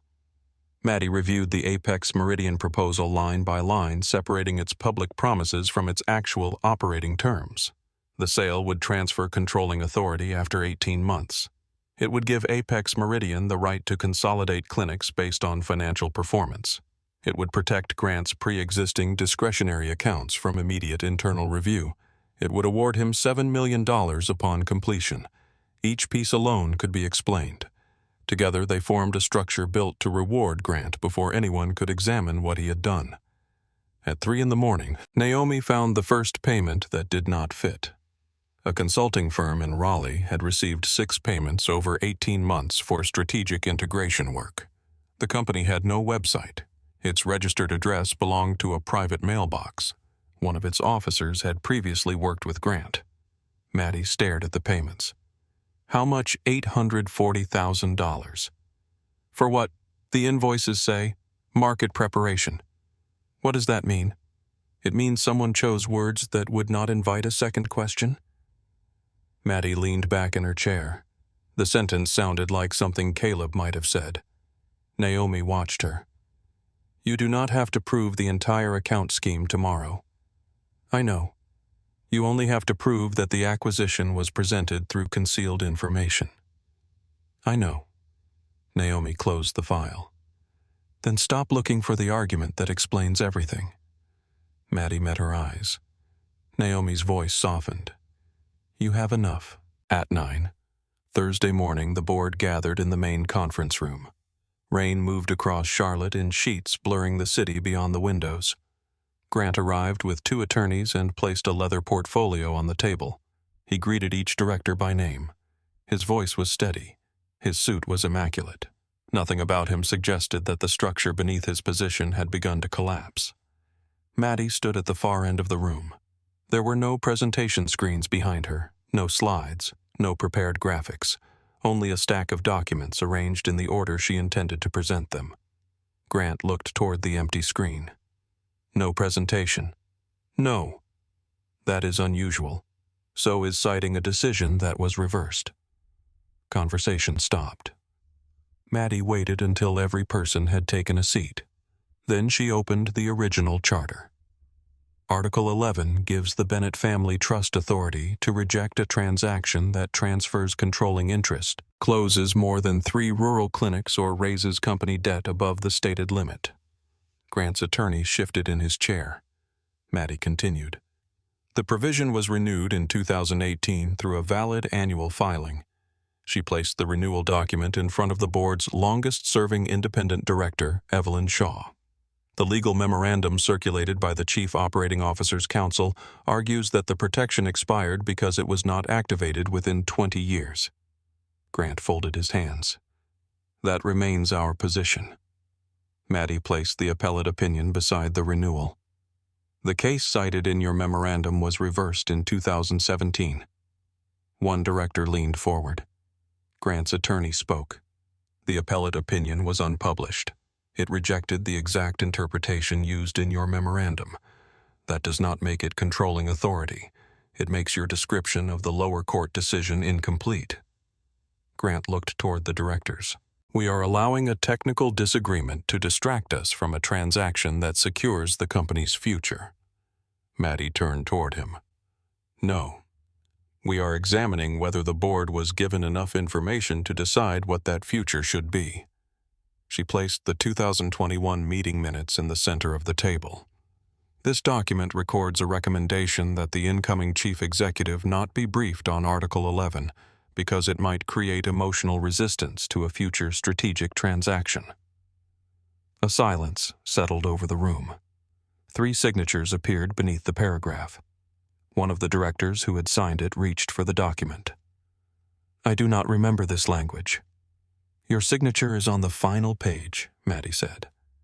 I signed dozens of transition documents. That is not an answer. Grant's voice sharpened. This meeting was called to evaluate the Apex Meridian offer, not to revisit administrative notes from 4 years ago. Maddie placed his employment agreement on top of the minutes. Then let us evaluate the offer. Grant's expression changed. Only slightly. It was enough. Maddie read the relevant terms aloud. A $7 million transaction bonus, a future regional president title, protection from immediate review of selected discretionary accounts, authority over clinic consolidation. When she finished, no one spoke. Grant's closest ally, Richard Cole, broke the silence. Executive retention packages are standard. Maddie looked at him. Was the board informed? Richard did not answer. Grant leaned forward. My compensation does not alter the value of the transaction. It alters your duty to disclose why you were recommending it. I have never hidden my support for the sale. You hid what the sale would give you." Grant's attorney placed one hand on his arm, but Grant pulled away. "The company needs scale," Grant said. "Regional healthcare groups are disappearing. Reimbursement pressure is rising. Labor costs are increasing. If we reject Apex Meridian, we risk becoming irrelevant." Maddie walked toward the window. Below them, traffic moved slowly through the rain. "My father opened our first clinic because a mother drove almost 2 hours with a sick child." Grant exhaled. "We have all heard that story." "Yes." Maddie turned. "But some of you have forgotten why it matters." She opened a second folder. The 4 clinics marked for likely consolidation serve counties with no comparable facility within 40 miles.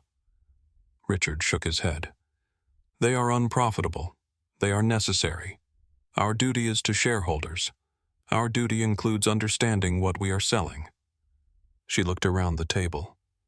"This is not a vote between growth and sentiment. No one moved. It is a vote between informed consent and a transaction designed to prevent it." Grant looked toward Evelyn.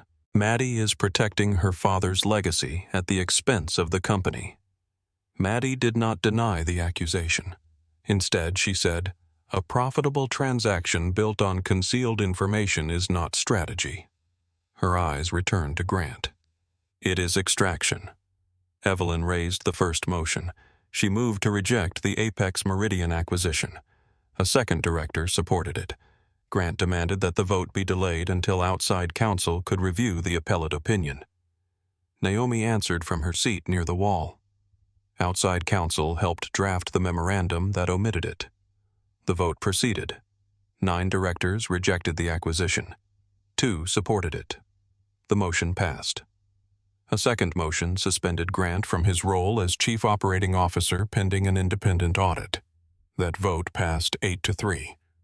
The 3 directors connected to the 2021 concealment recommendation were asked to step out while the board discussed governance. 1 resigned before noon. The other 2 resigned before the close of business. Grant remained seated after the meeting ended. His attorneys packed their files around him. Maddie gathered her documents. "You think this saves the company?" he asked.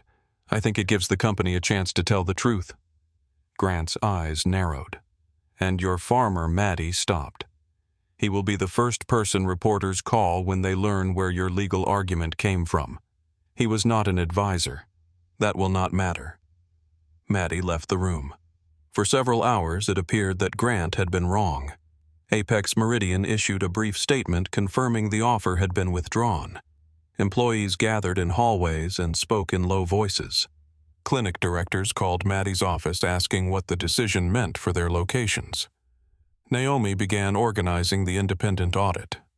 At 4:20, the first article appeared online. Former Halston Ridge executive linked to Bennett acquisition collapse. The article included Caleb's name, his old title, and the address of the orchard. Someone had provided sealed details from the Halston Ridge investigation. Within 30 minutes, 2 local television stations called Maddie's office. By 5, a reporter had driven to Banner Elk. Sophie was leaving school when a woman approached her near the front walkway. The woman held a phone in one hand and a microphone in the other. "Sophie, does your father work for Bennett Family Health?" Sophie stopped.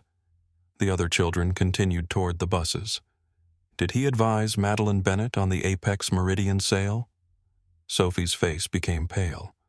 The reporter moved closer. "Was your mother involved in the Halston Ridge case?" A truck door slammed. Caleb crossed the parking lot. He stepped between Sophie and the reporter. "She is 10 years old. We are only trying to clarify your role. You approached my daughter. Mr. Mercer, did you provide legal advice to Madeline Bennett?" Caleb opened the passenger door. Sophie climbed inside without speaking. The reporter continued asking questions. Caleb closed the door and faced her. "If you come near my daughter again, the next conversation will be with an attorney. You were a public officer of a company involved in a major financial collapse. I am a farmer picking up his child from school." He walked around the truck and drove away. Sophie kept both hands in her lap. She did not look at him. When they reached the orchard, Caleb shut off the engine. Neither of them moved. "Are we going back to Charlotte?" she asked. "No." "Are you going to work for them?" "No." "Did you do something bad?" Caleb looked through the windshield at the farmhouse. "I trusted people I should have questioned." "Is that why Mom died?" The word struck him with physical force. "No." Sophie turned toward him. Then why did the woman ask? Because she wanted a story that sounded larger than the truth. Sophie looked down. "Is Maddie going to keep coming here?" Caleb could not answer immediately. Sophie pressed her lips together. "I liked her." The past tense remained in the truck after she opened the door and walked inside. Maddie arrived at the orchard after dark. Caleb was repairing the latch on the front gate. He did not invite her through. She stopped on the roadside of the fence. "I saw the article. So did Sophie. I did not give them his name." "I know. I am trying to find the leak." Caleb tightened the latch. "That will not make her forget a reporter asking about her mother." Maddie lowered her voice. "I am sorry." He tested the gate. The latch held. "I should have protected your identity sooner." "You should not have needed to. I never used your name. Grant did. And I will hold him accountable." Caleb looked at her. "This is the part you understand." "What part?" "The part where something breaks and you find who is responsible." Maddie stepped closer to the fence. "I came because I care about what happened to Sophie. You came because you think caring requires action. Doesn't it? Not every action belongs to you." The cold deepened between them. Maddie placed both hands on the top rail. "If staying hidden means men like Grant continue doing this, then silence is not protection." Caleb's face hardened. "Do not turn my worst failure into your argument. I am not. You are asking me to believe that hiding is another form of cowardice. I am asking you not to disappear every time someone sees you clearly." The words left her before she could soften them. Caleb became still. "You do not get to decide whether leaving saved me." Maddie closed her eyes for a moment. "You are right." He looked toward the farmhouse windows. Sophie's bedroom light was on. Maddie waited for him to say more. He did not. She stepped away from the fence. "I will make sure no one from the company contacts you again." Caleb nodded. Maddie returned to her car. He watched her leave, though he told himself he was only making sure the gate closed. The next Friday, Thomas arrived with 2 cups of coffee. Caleb was replacing a board near the southern pasture. Thomas placed 1 cup on the fence post. "Maddie says you will not answer her calls. She has not called. She is trying to respect your space." "Then why are you here?" "I have never respected anyone's space." Caleb continued working. Thomas waited. Finally, Caleb said Sophie was approached at school. "I heard. This is why I left." "No." Caleb looked up. Thomas held his gaze. "You left because Charlotte had become a place where grief could not breathe. That is not different." "It is." Thomas lifted his coffee. "You keep calling isolation protection because it sounds better than fear." Caleb drove a nail into the board. Thomas did not move. "Being present for Sophie does not mean teaching her that love is another emergency to avoid." Caleb set the hammer down. "You think this is about Maddie? I think you left Charlotte because you stayed silent when you should have spoken." Thomas's voice was quiet. "Do not build a second life around the same mistake." He walked back toward his property. Caleb remained beside the fence. In Charlotte, Maddie began changing the company without waiting for the audit to finish. Naomi became acting chief operating officer. The board approved direct oversight of discretionary accounts. A new whistleblower process allowed employees to report concerns outside the executive chain. Clinic directors were given representation on the ethics committee. Maddie rejected a public relations proposal that described Caleb as an outside advisor. When a reporter asked about him during a press conference, she answered carefully. A private citizen provided a legal reference. Our internal team verified the evidence and made the decision. She refused to say his name. She also contacted Sophie's school through outside counsel and secured an agreement that reporters would no longer be allowed near student pickup areas. She did not tell Caleb. Several weeks passed. One cold afternoon, Sophie found him repairing the eastern fence. The creek had taken more soil. Caleb had moved the new posts back from the weakened bank. Sophie stood beside the toolbox. "Why does Maddie not come anymore?" Caleb measured the distance between two posts. "Things became complicated. You fix complicated things. Not everything should be fixed." Sophie looked toward the orchard. "Is that what you said about Mom?" Caleb stopped measuring. Sophie's eyes filled. "Mom died." She looked at him. Maddie did not. Then she turned and walked toward the farmhouse. Caleb remained by the creek. Water moved beneath the bank. He looked at the fence he had built farther from the danger, strong enough to remain standing far enough away that no one would ever need to cross it. The next morning he called Thomas. "Can Sophie stay with you tonight?" Thomas did not ask why. "Yes." Caleb showered, shaved, and found a dark jacket at the back of his closet. He drove east. The mountains flattened behind him. Traffic thickened near Charlotte. He parked across from the Bennett Family Health Building and sat in the truck with both hands on the steering wheel. For 4 years he had believed staying away proved he had chosen correctly. Then Sophie's words returned. Mom died. Maddie did not. Caleb stepped out of the truck. He crossed the street, entered the glass lobby, and gave the receptionist Maddie Bennett's name. The receptionist looked up from her computer. "Do you have an appointment with Ms. Bennett?" Caleb glanced toward the elevators. "No." "May I tell her what this is regarding?" He had driven nearly 2 hours with several answers prepared. None of them sounded right beneath the white lights of the lobby. "Dinner," he said. The receptionist blinked. "Dinner, if she has not eaten." The woman looked at his weathered boots, then at the dark jacket that had spent 4 years hanging in the back of a closet. "Your name, Caleb Mercer." Recognition passed across her face. She recovered quickly, but not before he saw it. The article had reached even this desk. Caleb felt the old instinct rise inside him. Leave before the questions begin. Return to the truck. Drive west until the buildings disappeared. He remained where he was. The receptionist picked up the phone. On the 22nd floor, Maddie sat alone at the head of a conference table. The board meeting had ended 20 minutes earlier, but the room still carried the remains of it. Half-empty water glasses stood beside closed folders. A legal pad covered in Naomi's handwriting rested near the center. Rain traced thin lines down the windows. Maddie had spent the afternoon discussing the independent audit leadership appointments and the financial impact of rejecting Apex Meridian. Every person in the room had needed a decision from her. Now the room was empty, and she could not remember the last time she had eaten.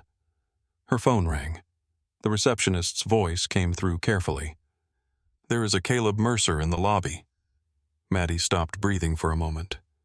"Did he say why?" "He asked whether you had eaten dinner." Maddie looked toward the darkening city. "I will come down." She did not wait for the elevator. She walked quickly to it, pressed the button twice, then stood with her hands at her sides while the numbers descended too slowly. When the doors opened into the lobby, Caleb was standing near the front windows. He faced the street with both hands in his jacket pockets. People moved past him toward the revolving doors. He looked out of place among the polished stone and chrome, yet he stood with the same stillness he carried beside the orchard fence. Maddie stopped several feet behind him. "Is Sophie all right?" Caleb turned. "She is with your father. Is the orchard all right? It survived 3 weeks without you." The words carried no cruelty. That made them harder to answer. Maddie nodded. "I am glad." Caleb studied her face. She looked tired. Not the controlled tiredness he had seen at the cafe, but something deeper. Her hair had come loose near one temple. The sleeves of her blouse were folded to her elbows. A faint red mark crossed the bridge of her nose where her glasses had rested. He had spent the drive remembering her as the woman beside the fence in an expensive coat. Standing in front of him now, she looked like someone who had been carrying an entire building on her shoulders. "I kept thinking you wanted me because I knew something useful," he said. Maddie did not interrupt. "Then the reporters came, and you had every reason to put my name in front of the company. I would not do that. I know." He looked toward the elevators. "You protected my name when using it would have helped yours." Maddie stepped closer. "Privacy is not the same as shame." "No." Caleb lowered his eyes. "Sometimes boundaries become excuses." The lobby moved quietly around them. Maddie waited. He looked at her again. "Have you eaten?" "No." "There is a diner 20 minutes from here. You drove all this way to take me to a diner. I drove all this way because Sophie said something I could not ignore." "What did she say?" Caleb glanced toward the revolving door. "I will tell you after you eat." Maddie collected her coat from upstairs. They left through the front entrance together. Caleb's truck was parked across the street between two luxury cars. Mud had dried along the lower doors. Maddie opened the passenger side. A folded county map, a pair of work gloves, and a small paper bag occupied the seat. Caleb moved the items to the floor. "What is in the bag?" she asked. "Apples. You brought apples to Charlotte. They travel better than people." She climbed inside. The diner stood beside an old highway south of the city. Its sign had lost 2 letters, and one corner of the parking lot was flooded from the rain. Inside, a waitress led them to a booth near the back. Maddie ordered soup and coffee. Caleb ordered meatloaf. When the waitress left, they sat across from one another beneath a light that hummed faintly. Maddie folded her hands on the table. "You said Sophie told you something. She asked why you stopped coming." Maddie looked down. "What did you tell her that things became complicated?" "That is accurate. She said I fix complicated things." A small smile touched Maddie's face. "That is also accurate. I told her not everything should be fixed." The smile disappeared. Caleb looked toward the window. She asked whether that was what I said about Hannah. Maddie remained still. "She said Hannah died and you did not." The waitress placed coffee between them. Neither spoke until she moved away. Caleb wrapped one hand around the cup. "I spent 4 years believing I was protecting Sophie by keeping the world small. You did protect her. I also taught her that losing someone is a reason not to let anyone else get close." Maddie watched him. "That was not your intention. Intentions are what people discuss when they do not want to look at results."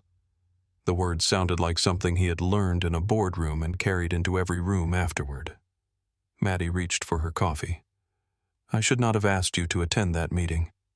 "No, I was afraid." Caleb looked at her. "Of Grant, of being the only person in the room who understood what he had done." "You were not the only person." "It felt that way." He nodded. Maddie continued. "I have spent my entire career preparing so completely that no one could question whether I belonged there. Grant understood that. He knew I would doubt myself before I accused someone else of dishonesty. You stopped him. With help. With evidence. With your evidence. I gave you a direction. You did the rest." The waitress brought their food. For several minutes they ate without speaking. The soup was hotter than Maddie expected. She set down the spoon and waited for it to cool.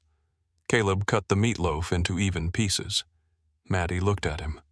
"The first day at the orchard when I repeated what my father said, you told me you needed someone present." Caleb's knife stopped. "I remember. I thought you meant you needed someone to help with Sophie." "No. Then I thought you meant you were lonely." "I was. That is not the same answer." "No." Maddie waited. Caleb looked down at his plate. "After Hannah died, people kept telling me what Sophie and I needed." He spoke slowly. "A nanny, a therapist, a better school, a smaller house, a new routine. Some of those things may have helped. Some did." He placed the knife beside the plate. "But people looked at me and saw a widower with a child.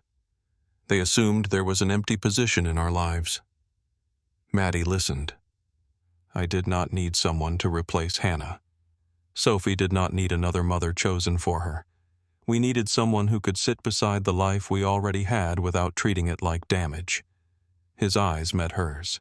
Someone who would stay when there was nothing to solve. Maddie looked toward the rain-darkened window. I do not know how to do nothing. You are getting better. She almost smiled. Then she said I cannot leave the company and move to the mountains. I know. My work matters to me. I know. There will be weeks when I miss dinner. There will be calls I have to take. There will be emergencies. I know. Maddie's voice tightened. Stop saying that as if the answer is simple. It is not simple. Caleb leaned forward. I do not know whether I can live near that world without becoming the man I was in it. The honesty quieted her. I do not know whether I can make space for someone without trying to manage how they fit. Caleb looked at her. That sounds difficult. It is. He lifted his coffee. But not knowing is different from leaving. The sentence remained between them. Maddie did not ask him to promise anything. Caleb did not tell her everything would work. They finished dinner. Outside, the rain had stopped. The parking lot reflected the diner lights and the air smelled of wet pavement. Maddie stood beside the truck while Caleb unlocked it. Are you driving back tonight? Yes, you can stay in Charlotte. I know. She waited. Caleb looked toward the highway. Then he said, There is a guest room at your apartment. Yes. Does it have a door? Most rooms do. Then I may reconsider. Maddie smiled. It was not the surprised laughter from the cafe. It was quieter. Caleb had begun to recognize the difference. The following morning, Maddie woke before dawn out of habit. She opened her bedroom door and found the apartment silent. For one uneasy moment, she assumed Caleb had left. Then she smelled coffee. He stood in the kitchen wearing yesterday's shirt, looking through the glass wall at the city. 2 cups rested on the counter. Maddie joined him. I did not know which one you wanted, he said. They are identical. I did not want to assume. She took the cup nearest to her. Traffic had begun moving below them. Caleb watched the red lights travel through the streets. I used to work in that building. He pointed toward a dark tower several blocks away. Maddie followed his hand. Halston Ridge. Yes. You never have to go inside it again. I know. He looked at her. That is why I can look at it now. Maddie placed her cup on the counter. Caleb reached for her hand. His fingers closed around hers carefully, as if he were touching something that could leave if held too tightly. She did not move away. When Caleb returned to the orchard that afternoon, Sophie was sitting on Thomas's porch with 3 books open around her. Thomas stood near the pasture attempting to repair a feed trough. He was using the wrong wrench. Caleb parked and walked toward them. Sophie looked up. Did you see Maddie? Yes. Did you fix it? Caleb sat beside her. No. Sophie frowned. What did you do? We talked. For 2 days, it was a long conversation. Thomas continued working though the wrench had stopped moving. Sophie studied her father's face. Is she coming back? Yes. When Caleb looked toward Thomas, Thomas suddenly became deeply interested in the trough. Saturday, Caleb said. Sophie nodded. She returned to her book, but Caleb saw the small movement at the corner of her mouth. Maddie arrived Saturday morning without gifts. She carried Sophie's irrigation model, which had been damaged when a reporter pushed through the school walkway. One of the support pieces had broken. The pipe assembly leaned to one side. Sophie opened the farmhouse door and looked at the model. You brought it. I thought we could repair it. Dad can repair it. Maddie nodded. He can. She held the model carefully. But I thought you might show me how. Sophie looked toward the kitchen. Caleb was standing near the stove, pretending not to listen. Do you know what broke? Sophie asked. No. Then you can hold the pipe. They sat at the kitchen table. Sophie explained the system while Maddie followed her instructions. At first, Maddie asked too many questions. Sophie told her to wait until the glue dried. Maddie became quiet. 10 minutes passed. The only sounds were the clock above the sink and Caleb moving pans across the stove. Sophie looked toward Maddie. "You are good at waiting now. I have been practicing. Dad is not." Caleb turned. "I have waited for trees to grow. You check them every day. That is different. How I live here." Sophie looked at Maddie. "He says things are different when he does them. I have noticed." Caleb returned to the stove. When the model stood upright again, Sophie carried it toward the window. Sunlight passed through the clear pipes. "It works," Maddie said. "It worked before. Now it works again." Sophie set it on the counter. "Are you staying for dinner?" Maddie looked at Caleb. "Only if I am invited." Sophie thought for a moment. "Dad always makes too much. I do not. You did today." Caleb looked at the pot on the stove. It was large enough for 5 people. Maddie removed her coat. That afternoon, Sophie brought a wooden box from her bedroom. She placed it beside Maddie on the porch. Inside were photographs of Hannah. Hannah holding Sophie as a baby. Hannah standing beside Caleb in front of their Charlotte house. Hannah laughing beneath the apple tree that carried her name. Sophie lifted the final photograph. "Mom chose this orchard because she wanted me to grow up somewhere I could see stars." Maddie studied Hannah's face. She chose well. Sophie looked at her. Most adults responded to the photograph by saying they were sorry. Maddie did not make Hannah's life smaller by speaking only about her death. Sophie returned the photograph to the box. "Dad still talks to her sometimes. I think that is all right. He does not think I know." Maddie looked through the kitchen window. Caleb stood at the sink with his back toward them. "I will not tell him." Sophie closed the box. "You can know." The words were quiet. Maddie understood their weight. She placed one hand on the lid. "Thank you." A week later, Maddie sat with Thomas on the low stone wall beside his house. The afternoon was clear and cold. Thomas held a cup of tea between both hands. Maddie looked toward the orchard where Caleb and Sophie were covering young trees before the next frost. "How long did you know who he was?" Thomas took a slow drink. "About 3 months after he arrived." Maddie turned. "You knew he had worked at Halston Ridge, an old friend called. He heard through several people that Caleb Mercer had moved somewhere near Banner Elk. And you never told me." "No." Why Thomas studied the tea. "Because you would have researched him." "I did research the property. That proves my point." Maddie waited. Thomas looked toward Caleb. "You would have learned the title, the settlement, the failure, and the newspaper articles." His voice softened. "You would have met the resume before you met the man." Maddie remembered the first time she saw Caleb repairing the gate. She had noticed the worn jacket, the old truck, and the dirt beneath his fingernails.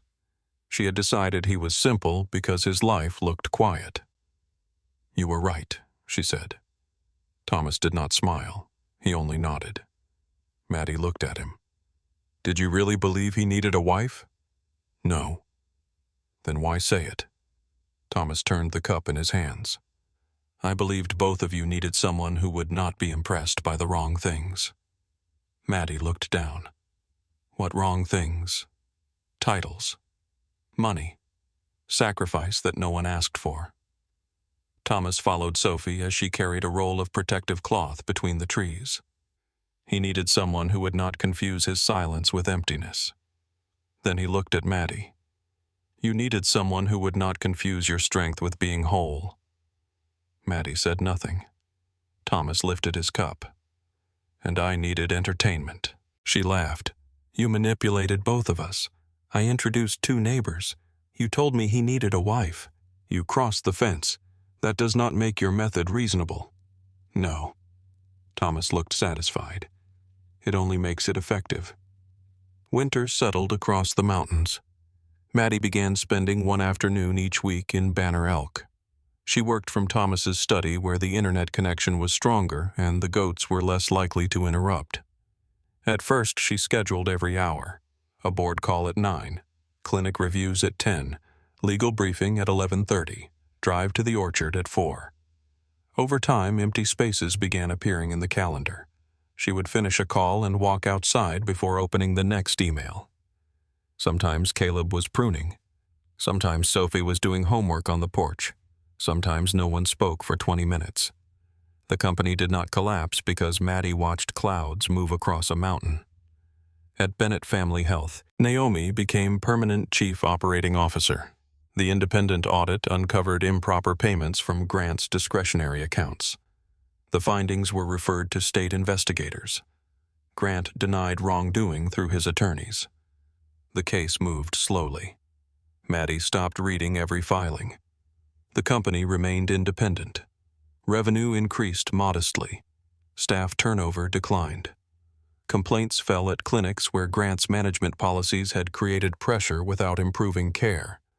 2 rural locations received new equipment.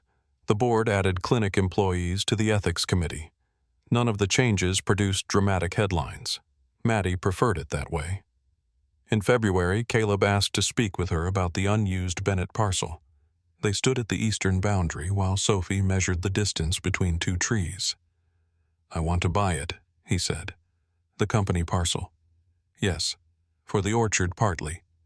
He explained that the lower section could support new apple trees. The upper field could be used for an agricultural program with the local school. Maddie looked toward the creek. "And the access road I would own both sides. No more easement dispute. There was never much of one. I suspected that." Caleb offered market value. He did not ask for special terms. Maddie presented the sale to the board and removed herself from the final vote. The transfer closed in March. Naomi placed the completed document on Maddie's desk. She said nothing. Maddie read the parcel description. The land that once gave her an excuse to cross Caleb's fence now belonged to him. That Friday, she drove to Banner Elk. The sun stood low above the western ridge. She parked beside the orchard and found Caleb near the eastern boundary. Several tools lay in the grass. A section of fence had already been removed. Maddie walked toward him. "You are taking it down. We do not need this section anymore." She looked through the opening. Sophie was walking toward Thomas's house with 2 books under one arm. She crossed the former boundary without searching for a gate. "Why did you buy the parcel?" Maddie asked. Caleb lifted a loose board from the ground.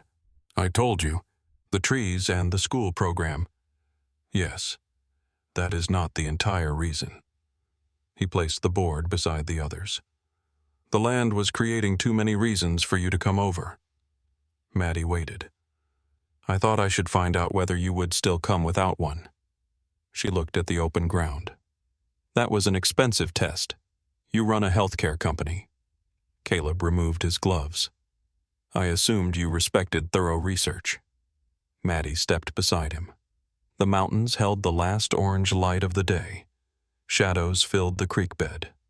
The orchard branches were bare, but small buds had begun forming along their tips. "My father said you needed a wife," she said. Caleb looked toward Thomas's porch. "Your father says many things. Was he wrong about what I needed?" Maddie held his gaze. Caleb reached for her hand. "Not about who." For the second time, his answer left her without words. This time, she did not search for any. She stepped closer. Caleb touched her face, giving her time to move away. She remained. Their kiss was quiet. No music rose from the valley. No wind moved suddenly through the trees. There was only the warmth of his hand, the cold evening air, and the steady ground beneath them. From Thomas's porch, Sophie called across the field. "Are you coming to dinner, or are you going to stare at the fence all night?" Caleb lowered his forehead against Maddie's. "She gets impatient." "I noticed." They turned toward the house. Sophie was already walking ahead. Thomas stood beside the porch with 4 cups arranged on the railing. Behind them, the removed boards lay in the grass. The opening was not wide. It did not need to be. Caleb had once believed being present meant refusing to leave. Maddie had believed strength meant never needing anyone to stay. They crossed the place where the fence had stood, neither walking ahead of the other. The orchard lights came on one by one as evening settled over the mountains. For the first time in years, Caleb was not preserving the life that remained after loss. He was choosing the life that had arrived.